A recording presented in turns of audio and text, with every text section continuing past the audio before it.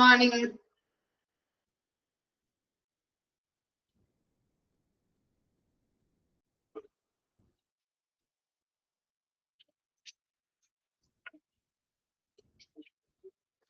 Okay.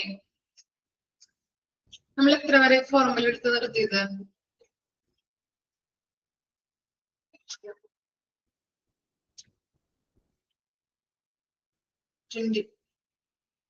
21 ആണോ 22 ആണോ? 22 ഇനി എടുക്കണോ അല്ലേ?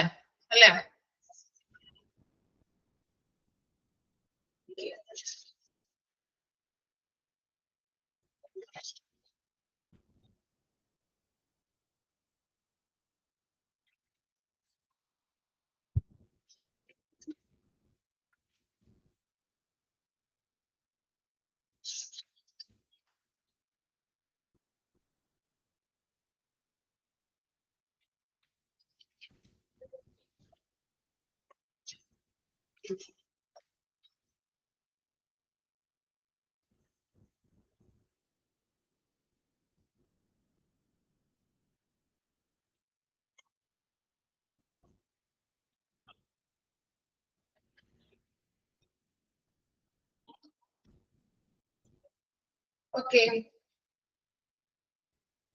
22 കൊടുക്കാം കേട്ടോ. Formula 22. Waiting time for outpatient consultation. ആരാണ് ഔട്ട് പേഷ്യന്റ് എന്ന് പറയുന്നത്? ആരായിരിക്കും ഔട്ട് പേഷ്യന്റ്?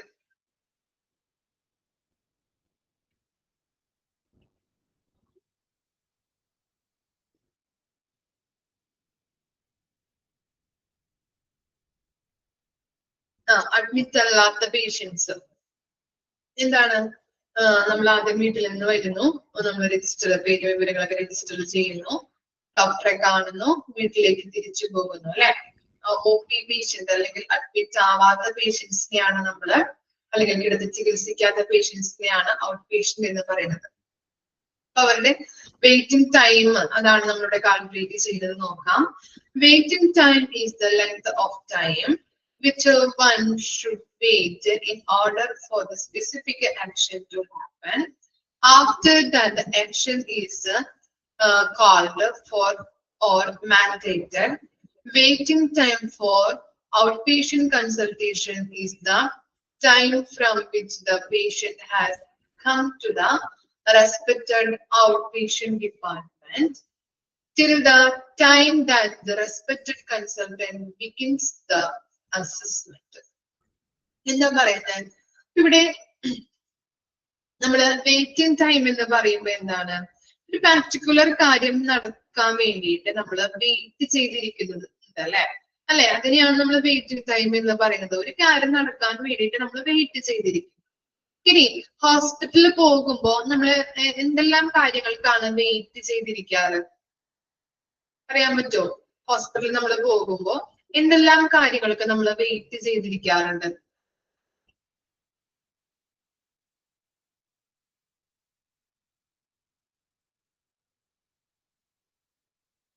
ഡോക്ടറെ കാണാനായിട്ടല്ലേ, ലാബ് ടെസ്റ്റുകൾക്ക്, അതുപോലെ തന്നെ മെഡിസിൻ വാങ്ങിക്കാനായിട്ട് നമ്മൾ ഇരിക്കാറുണ്ട് അല്ലെ. അപ്പൊ ഡോക്ടറെ നമ്മൾ എന്താണ്, ആദ്യം ഹോസ്പിറ്റലിൽ ചെന്നു, നമ്മുടെ പേര് വിവരം രജിസ്റ്റർ ചെയ്തു, നമ്മുടെ നമ്പർ ആകുന്നത് വരെ കൺസൾട്ടേഷന് വേണ്ടിയിട്ട് നമ്മൾ വെയിറ്റ് ചെയ്തിരിക്കാറുണ്ട്. അതുപോലെ തന്നെ എന്താ, ഡോക്ടർ എഴുതി തരുന്ന ആ പ്രിസ്ക്രിപ്ഷൻ നമ്മൾ വാങ്ങിക്കും. അത് കൊണ്ടുപോയിട്ട് ഫാർമസിയിൽ കൊണ്ടുപോയിട്ട് അപ്പൊ തന്നെ നമുക്ക് കൊടുക്കാൻ പറ്റില്ല. എന്ത് ചെയ്യുന്നുണ്ട്? ടോക്കൺ എടുക്കണം അല്ലെ. ഫാർമസിയിൽ കൊണ്ടുപോയിട്ട് നമ്മള് ടോക്കൺ എടുക്കാം. നമ്മുടെ നമ്പർ ആകുമ്പോ അവിടെ നമ്മൾ പോവാം അല്ലെ. അങ്ങനെ നമ്മള് വെയിറ്റ് ചെയ്ത് ഇരിക്കുകയാണ് ചെയ്യുന്നത് അല്ലെ. മെഡിസിൻ വാങ്ങിക്കാനായാലും, അതുപോലെ ലാബ് ടെസ്റ്റുകൾക്കായാലും, അതുപോലെ തന്നെ എന്താ ഡോക്ടറെ കാണുന്നതിന് വേണ്ടിയിട്ട് നമ്മൾ വെയിറ്റ് ചെയ്തിരിക്കാറുണ്ട്. ഓക്കെ. അപ്പോ ഇവര് ഇവിടെ വെയിറ്റിംഗ് ടൈം എന്നത് കൊണ്ട് ഉദ്ദേശിക്കുന്നത്, അവര് പറയുന്നത് എന്താ? വെയിറ്റിംഗ് ടൈം എന്ന് പറഞ്ഞാല് ഔട്ട് പേഷ്യന്റ് ഡിപ്പാർട്ട്മെന്റിലേക്ക് ഒരു പേഷ്യന്റ് എത്തിക്കഴിഞ്ഞു. ഓക്കെ, ഒരു പേഷ്യന്റ് എത്തി, ഡോക്ടർ പ്രാഥമിക വിലയിരുത്തല് നടത്തുന്നത് എപ്പോഴാണോ അവിടെ വരെയുള്ള ടൈമാണ് വെയിറ്റിംഗ് ടൈം ആയിട്ട് ഇവിടെ കാൽക്കുലേറ്റ് ചെയ്യുന്നത്. മനസ്സിലായോ? ഒരു രോഗി ഹോസ്പിറ്റലിൽ എത്തി, ഡോക്ടർ ആ രോഗിയെ പ്രാഥമിക മൂല്യനിർണ്ണയം അല്ലെങ്കിൽ പ്രാഥമിക വിലയിരുത്തല് നടത്തുന്നത് എപ്പോഴാണോ അത്രയും വരെയുള്ള ടൈമിനെയാണ് ഇവര് പറയുന്നത് വെയിറ്റിംഗ് ടൈം എന്ന്. ഇവര് പറയുന്ന വെയിറ്റിംഗ് ടൈം. മനസ്സിലായില്ലേ? ഇവിടുത്തെ ഫോർമുല നോക്കിയേ. Sum total patient in time for consultation divided by total number of outpatients. എന്താണ്? some total patient in time for consultation അല്ലെ? കൺസൾട്ടേഷന് വേണ്ടി പേഷ്യന്റ് എടുത്ത കൺസൾട്ടേഷന് വേണ്ടിയിട്ട് പേഷ്യന്റ് എടുത്ത സമയത്തിന്റെ ആകെ തുക ഡിവൈഡഡ് ബൈ അവിടെ വന്നിരിക്കുന്ന പേഷ്യന്റിന്റെ ആകെ എണ്ണം, എത്ര ഔട്ട് പേഷ്യന്റ് വന്നിട്ടുണ്ട് അവരുടെ ടോട്ടൽ നമ്പർ, അതാണ് അവിടെ കാൽക്കുലേറ്റ് ചെയ്യുന്നത്. മനസ്സിലായോ? എന്താണ് കൺസൾട്ടേഷന് വേണ്ടിയിട്ട് അവരെടുത്ത അല്ലെങ്കിൽ രോഗി എടുത്ത ആ ടൈം എത്രയാണോ അത് അതിന്റെ ആകെ തുക ഡിവൈഡഡ് ബൈ എത്ര ഔട്ട് പേഷ്യന്റ് വന്നിട്ടുണ്ട് അവരുടെ ആകെ തുക. ഓക്കെ, ക്ലിയർ ആയോ? നെക്സ്റ്റ് നോക്കാം ട്ടോ. Waiting time for diagnostics. എന്താണ് ഡയഗ്നോസ്റ്റിക്സ് എന്ന് പറഞ്ഞാല്? എന്താ ഡയഗ്നോസ്റ്റിക്സ്?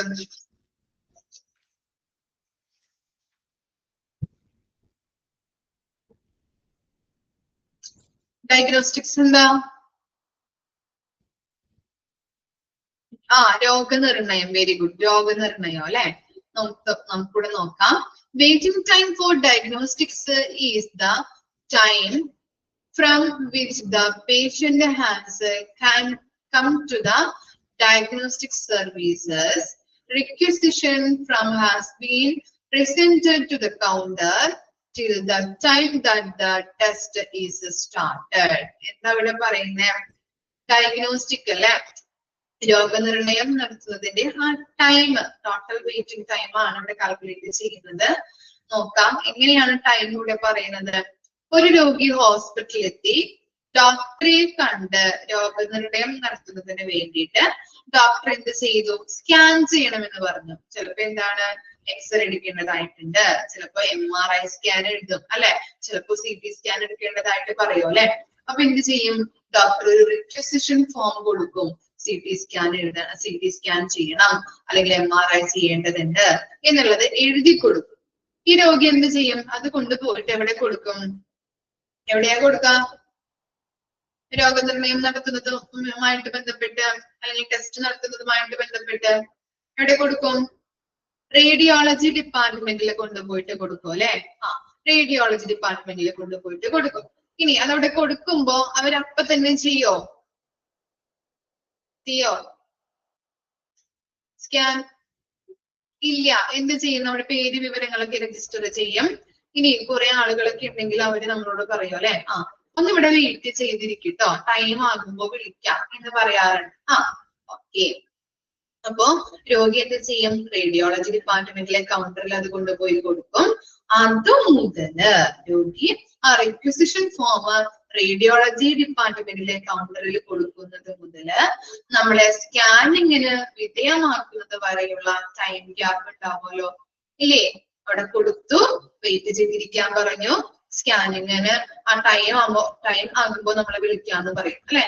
ആ ടൈം ഗ്യാപ്പിനെയാണ് നമ്മൾ ഇവിടെ കാൽക്കുലേറ്റ് ചെയ്യുന്നത്, അല്ലെങ്കിൽ എന്താ പറയുന്നത്?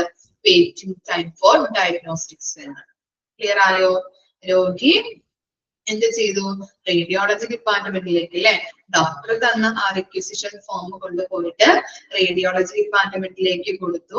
അത് മുതല് നമ്മള് സ്കാനിങ്ങിന് വിധേയമാക്കുന്നത് വരെയുള്ള ടൈം ഗ്യാപ്പിനെയാണ് നമ്മള് വെയിറ്റിംഗ് ടൈം ഫോർ ഡയഗ്നോസ്റ്റിക്സ് എന്ന് പറയുന്നത്. ഓക്കെ, അതിന്റെ ഫോർമുല സ്ക്രീനിൽ കൊടുത്തിരിക്കുന്നത് തെറ്റാണ്.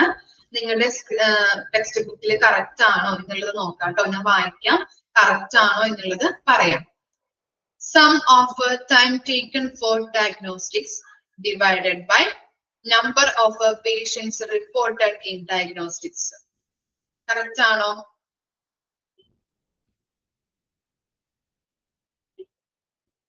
അല്ല. ഓക്കെ, ഞാൻ പറയാം. അപ്പൊ ജസ്റ്റ് ഒന്ന് എഴുതിയെടുക്കാം കേട്ടോ. Sum of time taken for diagnostics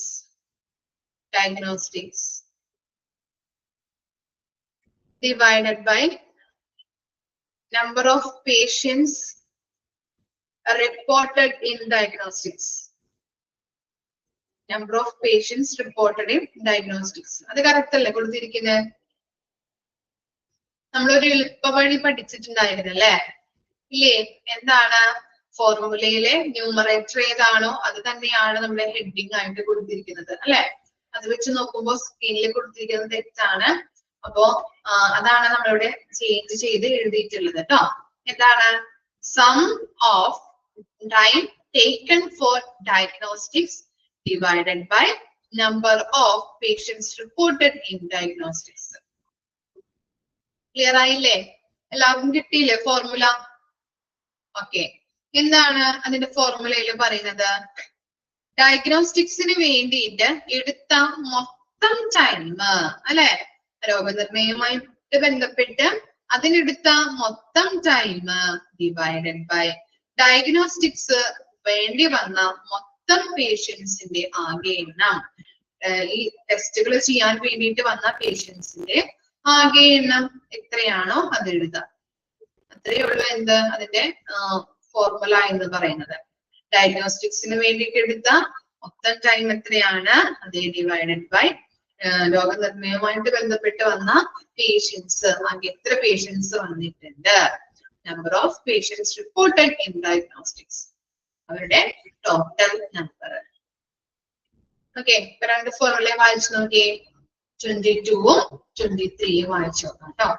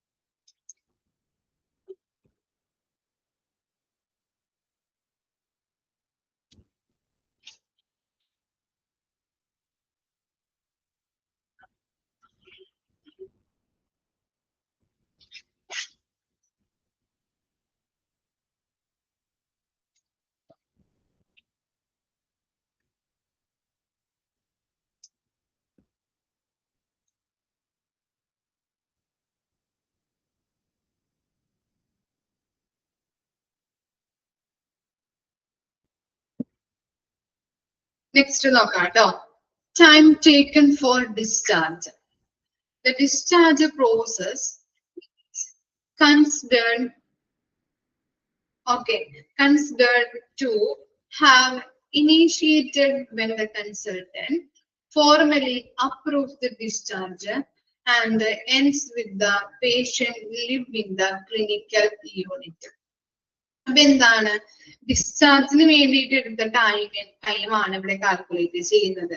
നമുക്കറിയാം ഒരു ഹോസ്പിറ്റലിൽ ഒരു രോഗി അഡ്മിറ്റ് ആയി ഡിസ്ചാർജ് ചെയ്യുമ്പോൾ എന്താണ് ഇപ്പൊ കാലത്ത് ഡോക്ടർ വന്നിട്ട് ചിലപ്പോ പറയോ അല്ലെ, രോഗി ഓക്കെ ആണ്, കണ്ടീഷൻ ബെറ്റർ ആയിട്ടുണ്ട്, നമുക്ക് ഡിസ്ചാർജ് ചെയ്യാം എന്ന് പറഞ്ഞാലും അപ്പൊ തന്നെ രോഗി ഡിസ്ചാർജ് ആവോ?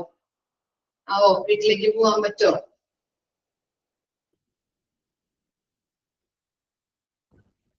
ഇല്ല. കാരണം എന്താ?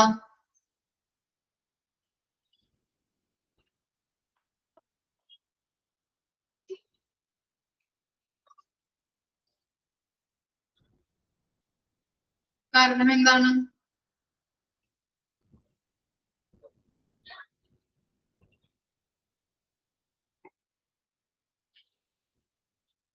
ഇല്ല എന്ന് പറയുന്നതിന്റെ കാരണം എന്തായിരിക്കും? അതിന്റെ പ്രൊസീജിയറും കാര്യങ്ങളൊക്കെ അത് തന്നെ സമ്മറി അല്ലെ, ബില്ല് ഇതൊക്കെ ആവാനായിട്ടല്ലേ, ഡിസ്ചാർജ് സമ്മറി ഒക്കെ ആവാനായിട്ട് ടൈം എടുക്കുന്നുണ്ട്. ഓക്കെ, അപ്പൊ അതുകൊണ്ടാണ് അങ്ങനെ പറയുന്നത് കേട്ടോ. ഓക്കെ, അപ്പൊ കുറച്ച് ടൈം എടുക്കാറുണ്ട്. അപ്പൊ എന്താണ് ഇവിടെ നോക്കാം, the time taken for discharge. ഒരു ഡോക്ടറ് രോഗിക്ക് ഡിസ്ചാർജ് ഫോർമൽ ആയിട്ട് നമ്മൾ കൊടുക്കുന്നു. കൊടുത്തു കഴിഞ്ഞ് രോഗി ക്ലിനിക്കൽ യൂണിറ്റിൽ നിന്ന് ലീവ് ചെയ്ത് പോകുന്നത് വരെയുള്ള ടൈം, ആ ടൈം ഗ്യാപ്പ് ഉണ്ടാവുമല്ലോ, അതാണ് നമ്മളിവിടെ കാൽക്കുലേറ്റ് ചെയ്യുന്നത്. അതിനെയാണ് നമ്മള് ഡിസ്ചാർജ് പ്രോസസ് എന്ന് പറയുന്നത്. കാലത്ത് ഡിസ്ചാർജ് ആക്കി കഴിഞ്ഞിട്ടുണ്ടെങ്കിൽ നമ്മൾ പോവാനായിട്ട് ചിലപ്പോ ഈവനിങ് ആവാം അല്ലെ, ചിലപ്പോ രാത്രി ആവാം അല്ലെ. ഇപ്പോ മെഡിക്കൽ ക്ലെയിം ഒക്കെ ഉള്ള ക്ലെയിംസ് ഒക്കെ ഉള്ള പേഷ്യൻസ് ഒക്കെ ആണെങ്കിൽ അത് എന്താ അതിന്റെ പ്രോസസ്സിങ് കാര്യങ്ങളൊക്കെ ചെയ്ത് വരാനായിട്ട് നേരം പിടിക്കും അല്ലെ. അതുപോലെ തന്നെയാണ് ഇപ്പൊ ക്യാഷ് നമ്മൾ ഒരുമിച്ച് അടയ്ക്കുന്ന പേഷ്യൻസ് ആയാലും ഡിസ്ചാർജ് സമ്മറി ഒക്കെ ആവാനായിട്ട് കുറച്ച് നേരം എടുക്കും. ഓക്കെ, അപ്പൊ അതാണ് ഇവിടെ പറയുന്നത്, ഡോക്ടർ ഒരു രോഗിക്ക് ഫോർമൽ ആയിട്ട് ഡിസ്ചാർജ് കൊടുത്ത് ആ പേഷ്യൻസ് ക്ലിനിക്കൽ യൂണിറ്റിൽ നിന്ന് ലീവ് ചെയ്ത് പോകുന്നത് വരെയുള്ള ടൈം ഗ്യാപ്പിനെയാണ് നമ്മൾ ഡിസ്ചാർജ് പ്രോസസ് എന്ന് പറയുന്നത്. ഓക്കെ, അതിന്റെ ഫോർമുലയാണ് അവിടെ കാൽക്കുലേറ്റ് ചെയ്യുന്നത്. നമുക്കറിയാം ഡിസ്ചാർജ് കൊടുക്കുന്നതിന്റെ ആ ടൈം ആണ് ഇവിടെ നമ്മൾ കാൽക്കുലേറ്റ് ചെയ്യുന്നത് അല്ലെ. നോക്കാം, എന്താ sum of time taken for discharge divided by number of patients discharged.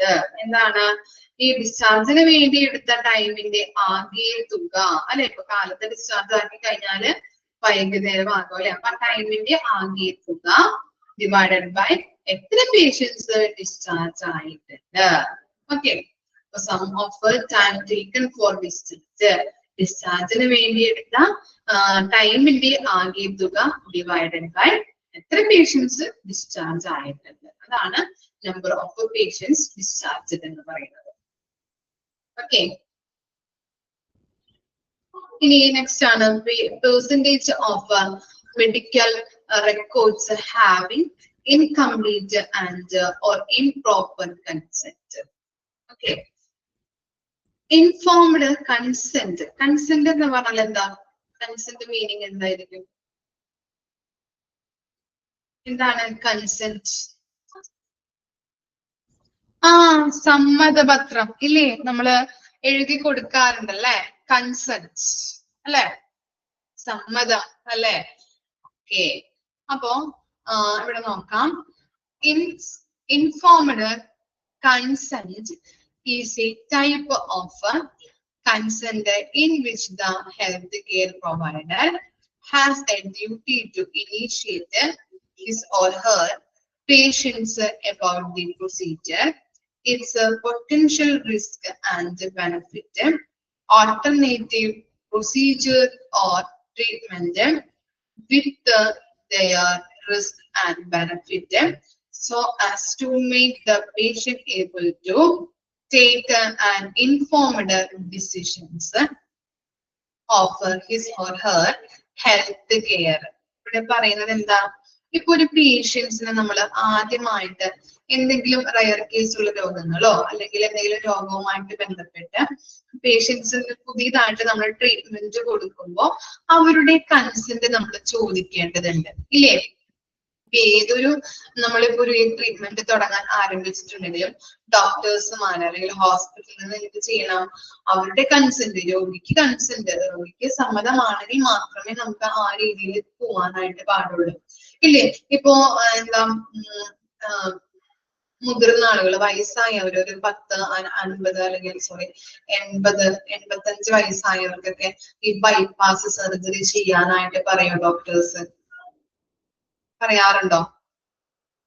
Full block ആണ്, ബൈപ്പാസ് സർജറി ചെയ്യണം ഇല്ലേ? ഇല്ല. കാരണം എന്താ? റിസ്ക് ആണല്ലേ, കൂടുതൽ റിസ്ക് ആണെന്ന് അറിയാം. ചിലപ്പോ നമ്മൾ സർജറി ചെയ്യുന്നതിന്റെ ഇടയിൽ എന്താണ്, ചിലപ്പോ അറ്റാക്ക് വന്ന അല്ലെങ്കിൽ എന്തെങ്കിലും സംഭവിച്ച് ചിലപ്പോ രോഗി മരണപ്പെടാം എന്ന് പറയാറുണ്ട് അല്ലെ. ഇനി അങ്ങനെ ചെയ്യണമെന്നുണ്ടെങ്കിൽ നിങ്ങളുടെ കൺസെന്റില്, നിങ്ങളുടെ സമ്മതത്തോടെ വേണം ചെയ്യാനായിട്ട്. അല്ലെങ്കിൽ സമ്മതം നിങ്ങൾ സമ്മതിച്ചിട്ടുണ്ടെങ്കിൽ മാത്രം ഞങ്ങൾ ചെയ്യാം എന്ന് പറയും അല്ലെ. ബാക്കിയെല്ലാം ദൈവത്തിന്റെ കയ്യിലാണെന്ന് പറയാറുണ്ട് അല്ലേ.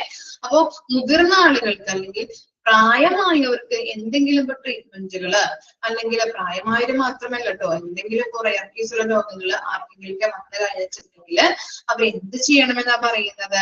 ഹോസ്പിറ്റലിന്റെ ഭാഗത്ത് നിന്ന് അവരോട് ചോദിക്കാം, ഈ ട്രീറ്റ്മെന്റ് ചെയ്യാനായിട്ട് സമ്മതമുണ്ടോ?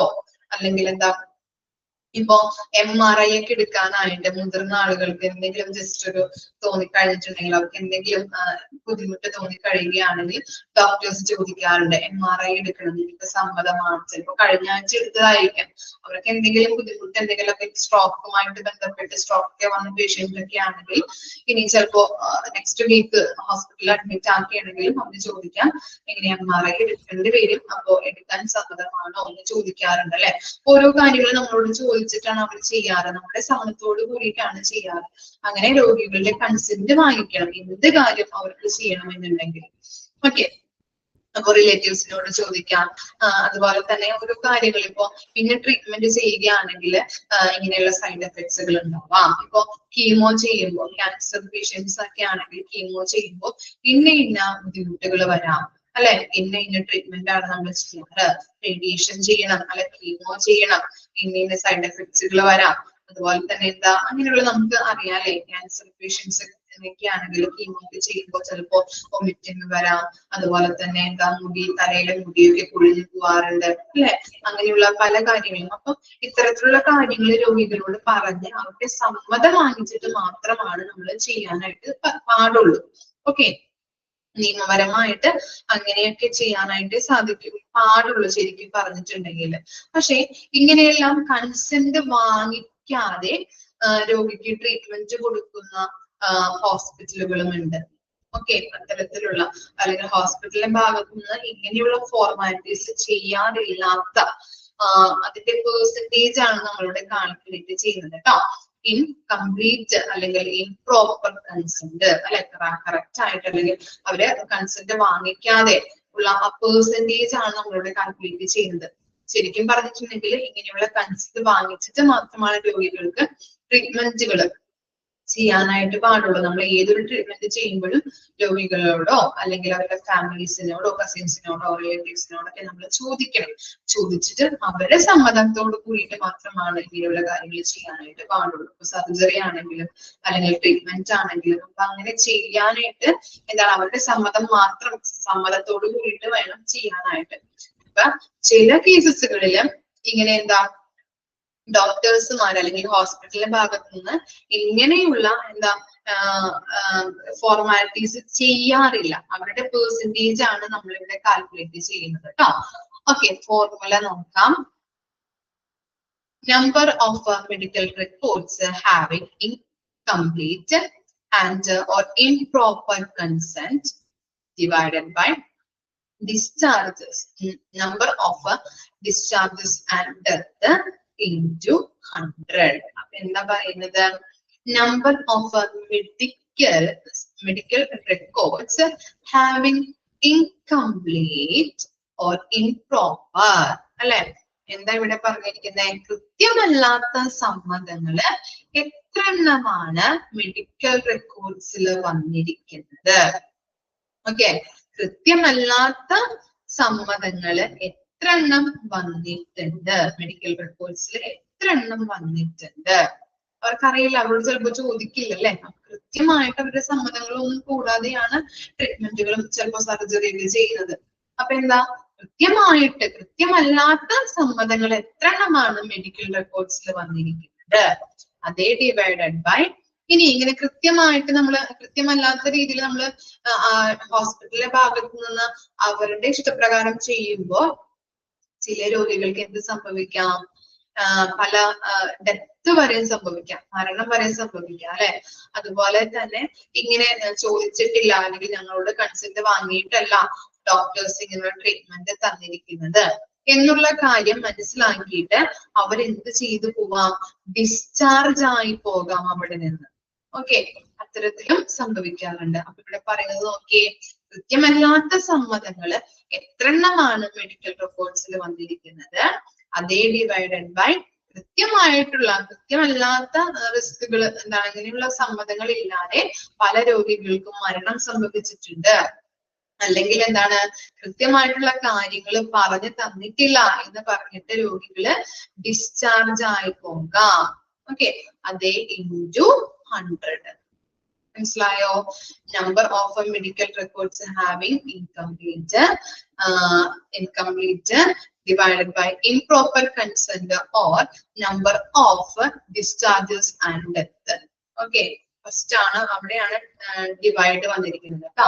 Number of medical records having incomplete, കൃത്യമല്ലാത്ത സമ്മതങ്ങൾ എത്ര എണ്ണമാണ് മെഡിക്കൽ റെക്കോർഡ്സിൽ വന്നിരിക്കുന്നത്, അതേ ഡിവൈഡഡ് ബൈ ഇംപ്രോപ്പർ കൺസെന്റ് അല്ലെ, കൃത്യമായിട്ടുള്ള റിസ്കുകൾ പറഞ്ഞു തന്നിട്ടില്ല എന്ന് അതുകൊണ്ട് തന്നെ രോഗികൾ മരണപ്പെടാം, അല്ലെങ്കിൽ കൃത്യമല്ലാത്ത റിസ്കുകളിലൂടെയുള്ള ട്രീറ്റ്മെന്റ് ചെയ്തിരിക്കുന്നത്, നമ്മളോട് പറയാതെയാണ് അവർ ട്രീറ്റ്മെന്റ് ചെയ്തിരിക്കുന്നത് എന്ന് പറഞ്ഞുകൊണ്ട് രോഗികള് ഹോസ്പിറ്റലിൽ നിന്ന് ഡിസ്ചാർജ് ആയി പോകാം.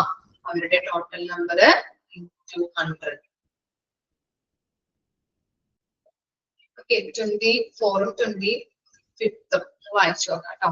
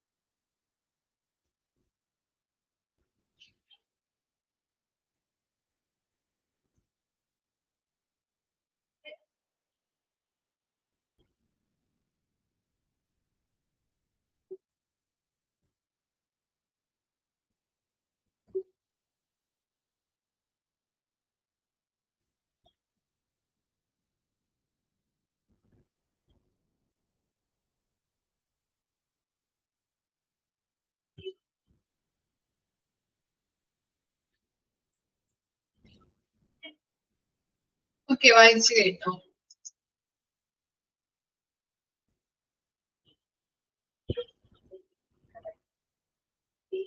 നെക്സ്റ്റ് ആണ് stock out rate of emergency medications. Okay.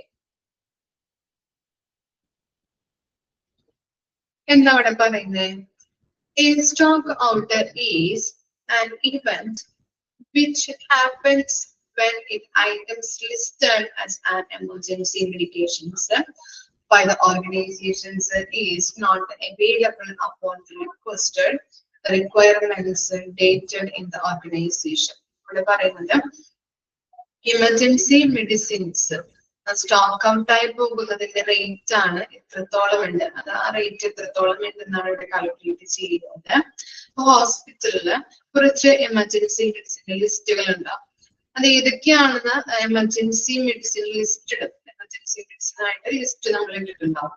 ആ ഇപ്പൊ എമർജൻസി മെഡിസിനിൽ ഒരു സ്ഥാപനത്തിന് ആവശ്യമായിട്ട് വരുന്ന സമയത്ത് അത് അവൈലബിൾ അല്ല എന്നുണ്ടെങ്കിൽ അതിനെയാണ് നമ്മൾ സ്റ്റോക്ക് ഔട്ട് എന്ന് പറയുന്നത്. ഒരു ഹോസ്പിറ്റലില് എമർജൻസി മെഡിസിനുകൾ ഉണ്ടാവും, അതിന് ലിസ്റ്റുകൾ ഇട്ടിട്ടുണ്ടാവും. ഇനി അത് ആവശ്യമായിട്ട് വരുന്ന സന്ദർഭങ്ങളില് ആ എമർജൻസി മെഡിസിൻ അവിടെ അവൈലബിൾ അല്ല എന്നുണ്ടെങ്കിൽ അതിനെയാണ് നമ്മൾ സ്റ്റോക്ക് ഔട്ട് എന്ന് പറയുന്നത്. ഓക്കെ, അതിന്റെ റേറ്റ് ആണ് നമ്മളിവിടെ കാൽക്കുലേറ്റ് ചെയ്യുന്നത്. Number of stock out of emergency drugs divided by number of drugs listed as emergency drugs in hospital formulary into 100. Okay, അവിടെ into ലെ 100ന്റെ അവിടെ into ലെ എന്ത് ചേർത്ത് കൊടുത്തിട്ടില്ലേ? സ്ക്രീനിൽ ഇല്ല, അതുകൊണ്ടാണ് പറയുന്നത്. ഹോസ്പിറ്റൽ ഫോർമുലറി into 100 എന്നല്ലേ കൊടുത്തിരിക്കുന്ന ടെക്സ്റ്റില്? ഇല്ല, എന്നാ ഇൻറ്റു ചേർത്ത് കൊടുക്കാം കേട്ടോ. into 100. Number of stock out of emergency drugs divided by number of drugs listed as emergency drugs in hospital formulary into 100.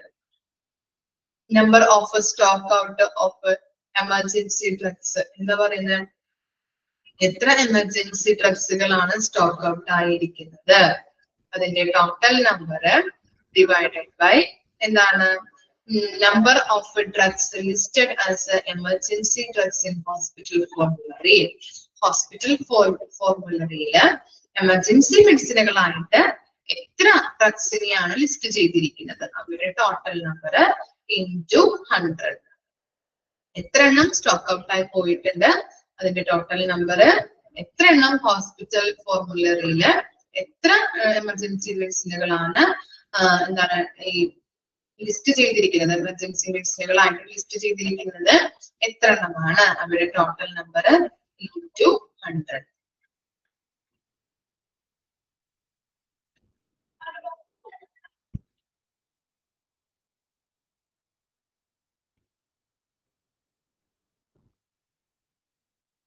Next നോക്കാം. Number of variations observed in mock drills. എന്താണ് mock drills എന്ന് പറഞ്ഞാല്? Mock drill is A simulation exercise of preparedness of any type of event. It could be an event or a disaster. This is basically a dry run or preparedness drill. For example, fire mock drills, disaster drills, cold blue drills, global pandemic preparedness drill. ഇതൊക്കെയാണ് examples ആയിട്ട് പറയുന്നത്. അപ്പൊ ഇവിടെ ഈ mock drill എന്ന് പറഞ്ഞിട്ടുണ്ടെങ്കിൽ എന്താ? ഒരു ഇവന്റ് അല്ലെ, എന്തെങ്കിലും നമ്മള് തയ്യാറെടുപ്പ് പരിശീലനം. ഓക്കെ, ഒരു ഇവന്റോ അല്ലെങ്കിൽ എന്തെങ്കിലും സംഭവിച്ചിപ്പോ എന്താണ് ഡിസാസ്റ്റർ ആവാം, അല്ലെങ്കിൽ ദുരന്തങ്ങളാവാം. അവയ്ക്ക് മുന്നേ നമ്മള് ഡിസാസ്റ്റർ വരുമ്പോ പേടിച്ച് നമ്മൾ മാറി നിൽക്കാതെ അതിനെങ്ങനെ തരണം ചെയ്യാൻ പറ്റും, നമ്മൾ എങ്ങനെ മുന്നോട്ട് പോകാൻ പറ്റും എന്നുള്ളൊരു തയ്യാറെടുപ്പായിട്ടാണ് മോക്ക് ഡ്രിൽസ് നടക്കുന്നത്. ഇപ്പോ നിങ്ങൾ സ്കൂളിലൊക്കെ പഠിച്ചിരുന്നപ്പോ പോലീസ് സ്റ്റേഷനിൽ നിന്നൊക്കെ സാറന്മാര് വന്നിട്ട് നമുക്ക് NSSന്റെ ഭാഗമായിട്ടൊക്കെ കാണിച്ചു തരാറുണ്ട്. ഇപ്പൊ ഗ്യാസ് സിലിണ്ടർ ഒക്കെ തീ പിടിച്ചിട്ടുണ്ടെങ്കിൽ നമുക്ക് എങ്ങനെയൊക്കെ എടുക്കാം എന്നുള്ളത് സിലിണ്ടർ ഒക്കെ കൊണ്ടുവന്നിട്ട് അവര് ചെയ്യാറുണ്ട്. അതുപോലെ തന്നെ ഇപ്പൊ വഴിയിൽ പെട്ടെന്ന് നമ്മൾ നടന്നു പോകുമ്പോ ഒരു മുതിർന്ന ആള്, പ്രായമായ ആള് പെട്ടെന്ന് കുഴഞ്ഞു വീണിട്ടുണ്ടെങ്കിൽ എങ്ങനെ CPR കൊടുക്കാൻ പറ്റും ഇല്ലേ, നമുക്ക് കാണിച്ചു തരാറുണ്ട്. സ്കൂളുകളിലൊക്കെ ഇങ്ങനെയുള്ള പ്രോഗ്രാം, അവയർനെസ് പ്രോഗ്രാം വെച്ചിട്ട് നമുക്ക് കാണിച്ചു തരാറുണ്ട്. ഞങ്ങൾക്കൊക്കെ കാണിച്ചു തന്നിട്ടുണ്ട്. നിങ്ങൾക്ക് തന്നിട്ടില്ലേ? എക്സ്പീരിയൻസ് ഇല്ലേ? അപ്പോ സാറ് ശരിക്കും ഒരു ഡമ്മി എടുത്ത് അവിടെ വെച്ചിട്ട് അല്ലെങ്കിൽ താഴത്ത് കിടത്തിയിട്ട് ഇങ്ങനെ എന്താ CPR കൊടുക്കുന്നത് എങ്ങനെയാണ് എന്നുള്ളത് നമുക്ക് കൈയുടെ ഒക്കെ പൊസിഷൻ എങ്ങനെയാണ് പിടിക്കുന്നത്, അതെങ്ങനെ കൊടുക്കണം എന്നുള്ളതൊക്കെ നമുക്ക് കാണിച്ചു തരാറുണ്ട്. അപ്പോ ആ മോക്ക് ഡ്രിൽസ് നിരീക്ഷിക്കുമ്പോൾ നമ്മളിങ്ങനെ എന്താണ് ഒരാള് പറഞ്ഞു തരുന്നത് അത് മനസ്സിലാക്കി എടുത്ത് നിരീക്ഷിക്കുകയാണ് ചെയ്യുന്നത് അല്ലെ. അപ്പോ മോക്ക് ഡ്രിൽസിൽ നിരീക്ഷിക്കുമ്പോൾ ഉണ്ടാകുന്ന വ്യത്യാസങ്ങളുടെ എണ്ണമാണ് ഇവിടെ കാൽക്കുലേറ്റ് ചെയ്യുന്നത്. മനസ്സിലായോ? ഓക്കെ. അപ്പോ CPR കൊടുക്കുക, അതുപോലെ തന്നെ ഇങ്ങനെയുള്ള ഡിസാസ്റ്റർ, അതുപോലെ തന്നെ ഇങ്ങനെ എന്താണ് ഈ ആഗോള തരത്തിലുള്ള പകർച്ചവ്യാധികൾ, കൊറോണ, നിപ്പയൊക്കെ വന്നപ്പോ എന്താ ഈ ജില്ലകൾ തോറും ഒക്കെ മോക്ക് ഡ്രിൽസ് ഒക്കെ അവർ സംഘടിപ്പിച്ചിരുന്നു. ഓക്കെ. ഇപ്പോ ഡിസാസ്റ്റർ, ഫ്ലഡ് ഒക്കെ വന്നപ്പോ അങ്ങനെയുള്ള കാര്യങ്ങൾ കേട്ടോ. അതുപോലെ തന്നെ ഗ്യാസ് സിലിണ്ടേഴ്സിന് തീ പിടിച്ചു കഴിഞ്ഞിട്ടുണ്ടെങ്കിൽ എങ്ങനെ നമുക്ക് എടുക്കാൻ പറ്റും, അങ്ങനെയുള്ള പല മോക്ക് ഡ്രിൽസ് നമുക്ക് അവയർനെസ് ക്ലാസ് തരാനായിട്ട് സ്കൂളുകളിലൊക്കെ സംഘടിപ്പിച്ചിട്ടുണ്ട്, അങ്ങനെയുള്ള കാര്യങ്ങൾ. അപ്പൊ അത് നമ്മളിങ്ങനെ നിരീക്ഷിച്ചുകൊണ്ട് കുട്ടികളിപ്പോ എന്താ സാറന്മാര് ചെയ്യുന്നത് കണ്ട് അത് നിരീക്ഷിക്കുകയാണ് ചെയ്യുന്നത് അല്ലെ. അപ്പൊ പലരും നിരീക്ഷിക്കുന്ന രീതികൾ വ്യത്യാസമാണ്. ഓക്കെ. അപ്പൊ അതിന്റെ ഉണ്ടാകുന്ന നിരീക്ഷിക്കുമ്പോൾ ഉണ്ടാകുന്ന വ്യത്യാസങ്ങളുടെ എണ്ണമാണ് ഇവിടെ കാൽക്കുലേറ്റ് ചെയ്യുന്നത്. നോക്കാം. എന്താണ് അതിന്റെ ഫോർമുല എന്ന് പറഞ്ഞാല് എന്താണ് total number of variations observed in a mock drill divided by total number of observation made into 100. Okay. അപ്പോ ഇങ്ങനെ ഒരു സിറ്റുവേഷൻ വരുമ്പോ നമ്മൾ പേടിച്ച് മാറി നിൽക്കാതെ നമ്മൾക്ക് അതിനുള്ള പരിശീലനം കൊടുക്കുന്നുണ്ട് അല്ലെ. അതിനെയാണ് നമ്മൾ മോക്ക് ഡ്രിൽസ് എന്ന് പറയുന്നത്. അതിന്റെ ഫോർമുല എന്താന്ന് പറഞ്ഞത് total number of variations observed in a mock drill. എന്താണ് ഒരു മോക്ക് ഡ്രിൽ നടത്തുമ്പോ അതിൽ എത്ര വ്യത്യാസങ്ങൾ, അതിന്റെ എത്ര എണ്ണത്തിനാണ് വ്യത്യാസങ്ങൾ ഉണ്ടായിട്ടുള്ളത്. ഇപ്പൊ ഞാൻ നിരീക്ഷിക്കുമ്പോ ചിലപ്പോ ഞാൻ കാണുന്നതും അല്ലെങ്കിൽ ഞാൻ ഒബ്സർവ് ചെയ്യുന്നതും എന്താണ് വ്യത്യാസപ്പെട്ടിട്ടായിരിക്കാം ഇപ്പൊ ഫെമിനെ ഒബ്സർവ് ചെയ്യുന്നത് അല്ലെ. ഓരോരുത്തരുടെയും പോയിന്റ് ഓഫ് വ്യൂ ഒക്കെ വ്യത്യാസം ഉണ്ടാവാം അല്ലെ. കണ്ട് നിരീക്ഷിക്കുമ്പോ ഒക്കെ ചില കാര്യങ്ങൾ വ്യത്യാസം വരാം. അപ്പൊ അതാണ് ഇവിടെ പറയുന്നത് മോക്ക് ഡ്രിൽസ് നടത്തുമ്പോ അതിൽ എത്ര എണ്ണത്തിന് വ്യത്യാസം വന്നിട്ടുണ്ട്. Okay. Total number of variations observed in a mock drill. Mock drill നടത്തുമ്പോൾ എത്ര എണ്ണത്തിനാണ് വ്യത്യാസം വന്നിരിക്കുന്നത്, അതിന്റെ total number divided by total number of observation made. എന്താണ് നിരീക്ഷണങ്ങൾ നടത്തിയതിന്റെ ടോട്ടൽ നമ്പർ, നമ്മൾ ഒബ്സർവ് ചെയ്തതിന്റെ ടോട്ടൽ നമ്പർ ഇൻറ്റു 100. ഓക്കെ. ഇത് 26 27 വായിച്ചു നോക്കാം കേട്ടോ.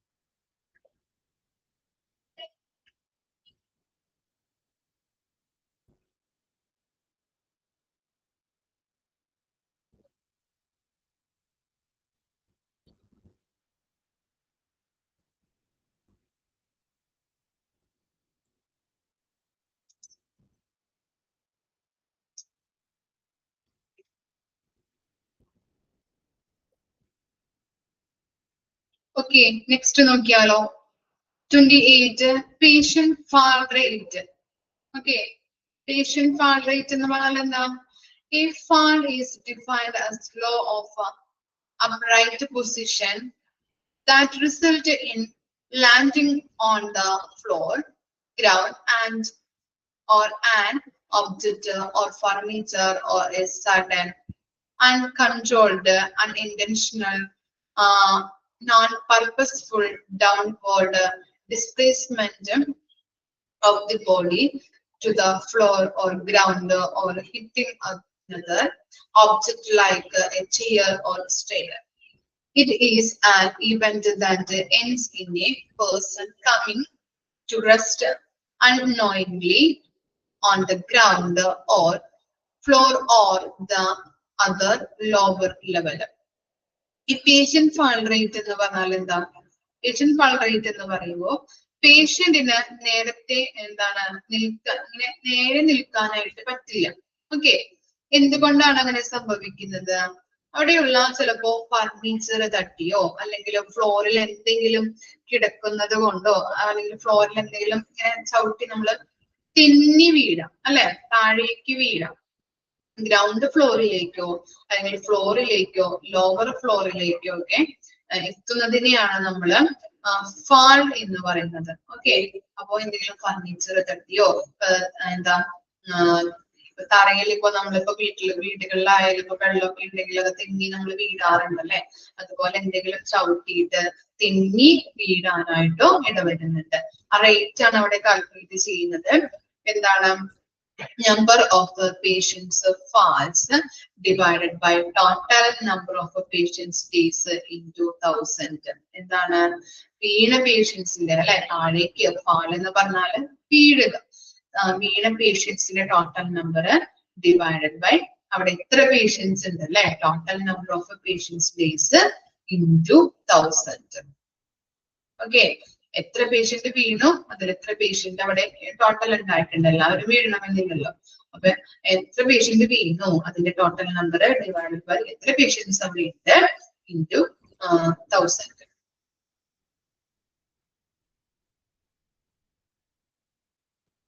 Next formula, percentage of near misses. A near misses is an unplanned event that did not end in injury, illness or damages but had the power to do so. Errors that did not result in patient harm but could have can be classified as near misses. ഈ near Mrs എന്ന് പറഞ്ഞിട്ടുണ്ടെങ്കിൽ എന്താണ്? ഒരു unplanned ആയിട്ടുള്ള, plan ചെയ്യാതെ നടക്കുന്ന ഒരു event ആണ്. ചിലപ്പോ ഇഞ്ചുറിയോ അല്ലെങ്കിൽ ഇൽനെസ്സോ ഡാമേജോ ഉണ്ടാകാതെ രക്ഷപ്പെടുന്നുണ്ട്. മനസ്സിലായോ? ഇപ്പൊ നമ്മളൊരു റോഡ് ക്രോസ് ചെയ്യാൻ നിൽക്കുമ്പോ പെട്ടെന്ന് ഒരു വണ്ടി വന്ന് നമ്മുടെ എന്താ നമ്മളെങ്ങനെ ചിലപ്പോ തട്ടി പോകുന്ന ഒരു അവസ്ഥ വരാറുണ്ടല്ലേ. നമ്മൾ റോഡ് ക്രോസ് ചെയ്യാൻ നിൽക്കുമ്പോഴൊക്കെ അല്ലെങ്കിൽ റോഡിലൂടെ നടന്നൊക്കെ പോകുമ്പോ അപ്പൊ നമ്മൾ പറയാറുണ്ട് ജസ്റ്റ് മിസ്സായിപ്പോയി, അല്ലെ. എന്താണ്? നമുക്ക് തട്ടിയിരുന്നെങ്കിൽ നമ്മൾ വീണാനെ അല്ലെങ്കിൽ എന്തെങ്കിലും സംഭവിച്ചാനേ എന്ന് പറയാറുണ്ട്, അല്ലെ. പല ആളുകൾക്കും അങ്ങനെ സംഭവിക്കാറുണ്ട്, ഇല്ലേ? നമുക്കൊക്കെ ഒരു എക്സ്പീരിയൻസ് ഉണ്ടായിട്ടുണ്ട്. എനിക്കൊക്കെ എക്സ്പീരിയൻസ് ഉണ്ടായിട്ടുണ്ട് അങ്ങനെ. എന്താ ഇപ്പൊ തന്നെ തട്ടി വണ്ടി ഇടിച്ചാനേ എന്നൊക്കെ നമ്മൾ പറയാറുണ്ട് റൂട്ടിലൂടെ ഒക്കെ നടന്നിട്ട് പോകും, ഇല്ലേ? പറയാറില്ലേ? അല്ലെങ്കിൽ ഇപ്പൊ എന്തെങ്കിലും നമ്മൾ തട്ടി വീണാനെ, അല്ലെ, നമ്മൾ പറയാറുണ്ട് ജസ്റ്റ് മിസ്സായിപ്പോയി. അത് തന്നെയാണ് അവിടെ കൊടുത്തിരിക്കുന്നത് കേട്ടോ. ഇതൊക്കെ എന്താ? പ്ലാൻ ചെയ്ത് നടക്കുന്ന ഒരു ഇവന്റ് ആണ് അല്ലെങ്കിൽ സംഭവമാണെന്ന് നമുക്ക് പറയാൻ പറ്റും, അല്ലെ. ചിലപ്പോ ഈ കാർ ഇടിച്ചെങ്കിൽ എന്താണ്? ചിലപ്പോ വലിയൊരു ആഘാതം ഉണ്ടാവാം, അല്ലെ. രോഗബാധിതരായിട്ട് നമ്മൾ കിടക്കാം. പക്ഷെ എന്താണ്? അതൊന്നും ഉണ്ടാകാതെ നമുക്ക് രക്ഷപ്പെട്ടു, അല്ലെ. ഓക്കെ, അതുണ്ടാകാതെ അല്ലെങ്കിൽ എന്താണ്? ഇവിടെ പേഷ്യൻസിന് അപകടങ്ങളൊന്നും ഉണ്ടായിട്ടില്ല. ബട്ട് അപകടം ഉണ്ടാകാനായിട്ടുള്ള പവർ ഉണ്ട്, അല്ലെ. വണ്ടി തട്ടിയിട്ടുണ്ടെങ്കിൽ വീണാനെ അല്ലെങ്കിൽ എന്തെങ്കിലും സംഭവിച്ചാനെ, കയ്യോ കാലോ പൊട്ടിയാനെ, അല്ലെ, അപകടം ഉണ്ടാവാൻ സാധ്യതയുണ്ട്. പക്ഷെ ഉണ്ടായിട്ടില്ല. ഓക്കെ, വേറൊരു എക്സാമ്പിൾ പറയാം. സർജറിക്ക് ഒരു പേഷ്യൻസിനെ കയറ്റി. അപ്പോ സർജൻ വന്നിട്ട് എന്താ ഷോൾഡറിൽ ചെയ്യേണ്ട ഒരു സർജറി ആമിൽ ചെയ്തു. അപ്പൊ എന്താണ്, പെട്ടെന്ന് അനസ്തീഷ്യസ്റ്റ് കണ്ടിട്ട് അദ്ദേഹത്തിന്റെ ശ്രദ്ധയിൽപ്പെട്ട് ഡോക്ടറോട് പറഞ്ഞു. ഡോക്ടർ അത് മാറ്റി ചെയ്തു. അപ്പൊ എന്താണ്, ഷോൾഡറിൽ ചെയ്യേണ്ടതാണ്, അത് ആമിൽ ചെയ്യേണ്ടതായിട്ട് ഡോക്ടർ പെട്ടെന്ന്, അല്ലെ, ഡോക്ടർ ചിലപ്പോൾ തിരക്കോ കാര്യങ്ങളോ അല്ലെങ്കിൽ എന്തെങ്കിലും കൊണ്ട് ഡോക്ടർക്ക് മാറിപ്പോവാ, അല്ലെ, അങ്ങനെ. അപ്പൊ എന്താണ്, അനസ്തീഷ്യസ്റ്റ് കണ്ടു ആ അപകടം സാധ്യത ഉണ്ടാകുന്നത് അത് പെട്ടെന്ന് തന്നെ, അല്ലെ, അപകടം ഉണ്ടാകുമായിരുന്നു, പക്ഷെ അത് മാറിപ്പോയി. ക്ലിയർ ആയോ? ഓക്കെ. അതിന്റെ ഫോർമുല നോക്കിയേ. നമ്പർ ഓഫ് എന്നാണ് അവിടെ, കോമയല്ല. Number of near misses reported divided by number of incidence reported into 100. എന്താണ്, എത്ര എണ്ണം നിയർ മിസ്സായി റിപ്പോർട്ട് ചെയ്തിട്ടുണ്ട്, അല്ലെ, അപകടം അപകടം ഉണ്ടാവാൻ പോകുന്നുണ്ട്, അല്ലെങ്കിൽ എന്താണ്, നിയർ മിസ്സായി പോകുന്നുണ്ട്, അല്ലെ, ജസ്റ്റ് മിസ്സായി പോകുന്നതിന്റെ എത്ര എണ്ണം. ചിലപ്പോ അപകടം ഉണ്ടായാനെ, പക്ഷെ ജസ്റ്റ് മിസ്, അല്ലെ, എന്തെങ്കിലും ആരുടെയെങ്കിലും ശ്രദ്ധ കൊണ്ട് അത് മാറിപ്പോവാം. എത്ര എണ്ണം നിയർ മിസ് ആയി പോയിട്ടുണ്ട് ഡിവൈഡഡ് ബൈ അവിടെ റിപ്പോർട്ട് ചെയ്ത സംഭവങ്ങളുടെ ഇൻസിഡൻസിന്റെ എണ്ണം ഇൻടു 100. ഓക്കെ, എത്ര എണ്ണം, എത്ര സംഭവങ്ങൾ ഉണ്ടായിട്ടുണ്ട്, എത്ര സംഭവങ്ങള്, അതില് എത്ര എണ്ണത്തിന് നിയർ മിസ് ആയി പോയിട്ടുണ്ട്. ഓക്കെ, ക്ലിയർ ആയോ? എത്ര എണ്ണം നിയർ മിസ് ആയി പോയി എന്നുള്ളത് റിപ്പോർട്ട് ചെയ്തു ഡിവൈഡഡ് ബൈ എത്ര ഇൻസിഡൻസ് ഉണ്ടായിട്ടുണ്ട് ഇൻടു 100. വായിച്ചു നോക്കാം കേട്ടോ.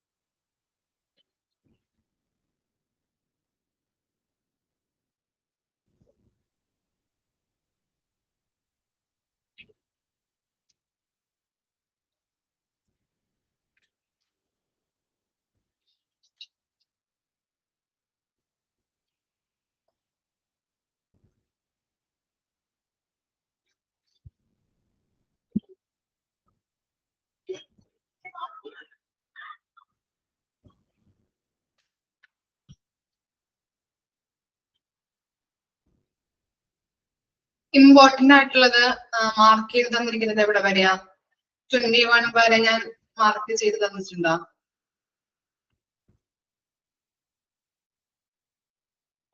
തന്നിട്ടുണ്ട്. ഓക്കെ, ഇനി മാർക്ക് ചെയ്ത് തരാം കേട്ടോ. ഓക്കെ, നെക്സ്റ്റ് ആ പേജിൽ തന്നെ 23 waiting time for diagnostics. 23 waiting time for diagnostics.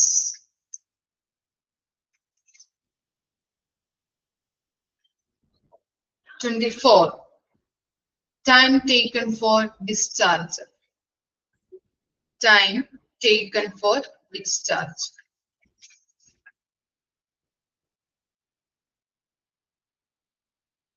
28 patient fall rate. Patient fall rate.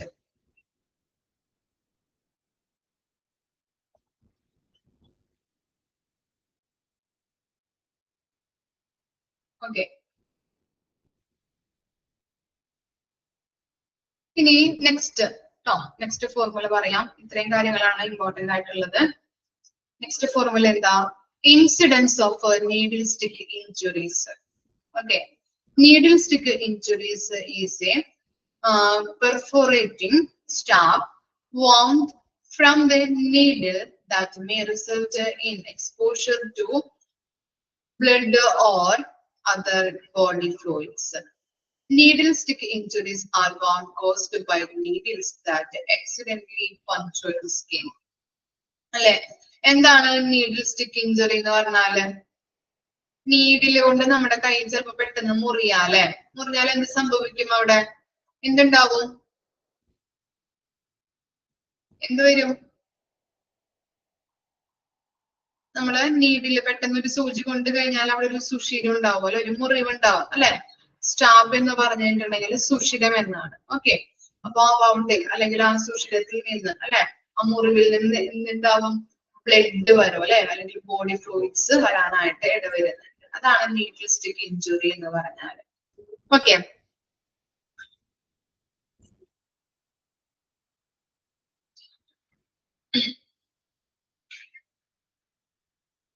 ഇനി അതിന്റെ ഫോർമുല നോക്കാം കേട്ടോ. Number of parental exposures divided by number of inpatient days into 100. Okay, എന്താണ് പാരന്റൽ എക്സ്പോഷർ എന്ന് പറഞ്ഞാൽ? പാരന്റൽ എക്സ്പോഷർ എന്ന് പറഞ്ഞിട്ടുണ്ടെങ്കിൽ any injury caused by any sharp objects, എന്തെങ്കിലും ഷാർപ്പ് ഒബ്ജക്ട്സുകൾ കൊണ്ട് ഉണ്ടാകുന്ന ഇഞ്ചുറീസ്, അതിനെയാണ് പാരന്റൽ എക്സ്പോഷർ എന്ന് പറയുന്നത് കേട്ടോ. ഓക്കെ, അപ്പോ പാരന്റൽ എക്സ്പോഷർ എന്ന് പറഞ്ഞാല് നമ്മൾ പറഞ്ഞു എന്തെങ്കിലും ഷാർപ്പ് ഒബ്ജക്ട്സ് കൊണ്ട് ഉണ്ടാകുന്ന ഇഞ്ചുറീസ്. ഫോർമുല നോക്കിയേ, number of parental exposures divided by number of inpatient days into 1000. എന്താണ് പാരന്റൽ എക്സ്പോഷർ കൊണ്ട് എത്ര എണ്ണം, എത്ര എന്താണ് ഉണ്ടായിട്ടുണ്ട്, അല്ലെങ്കിൽ ഒബ്ജക്ട്സുകൾ, ആ ഷാർപ്പ് ഒബ്ജക്ട്സുകൾ കൊണ്ട് എത്ര മുറിവുകൾ ഉണ്ടായിട്ടുണ്ട്, അതിന്റെ ടോട്ടൽ എണ്ണം divided by number of inpatients days, number of inpatients, total inpatients ന്റെ എണ്ണം into 1000. ഓക്കെ, പാരന്റൽ എക്സ്പോഷർ എന്ന് പറഞ്ഞു കഴിഞ്ഞിട്ടുണ്ടെങ്കിൽ any injuries caused by any sharp objects കൊണ്ടുണ്ടാകുന്ന ഇഞ്ചുറീസിനെയാണ് നമ്മൾ പാരന്റൽ എക്സ്പോഷർ എന്ന് പറയുന്നത്. അപ്പോ എത്ര പേർക്ക്, അല്ലെ, എത്ര എണ്ണം അങ്ങനെ എന്താണ് ഇങ്ങനെയുള്ള ഇഞ്ചുറീസ് ഉണ്ടായിട്ടുണ്ട്, അതേ ഡിവൈഡ് ബൈ എത്ര പേഷ്യൻസ് ആണ് വന്നിരിക്കുന്നത്, അതിന്റെ total number into 1000. Okay, clear ആയോ? Incident of needle stick injury. Okay, ഇത്രയും മിസ് എടുക്കുന്നുള്ളൂ, ബാക്കി നെക്സ്റ്റ് ക്ലാസ്സിൽ എടുക്കാം കേട്ടോ. വായിച്ച് മനസ്സിലാക്കിയിട്ട് വരാം next week. Okay, thank you. Doubt ഒന്നും ഇല്ലല്ലോ? ക്ലിയർ അല്ലേ?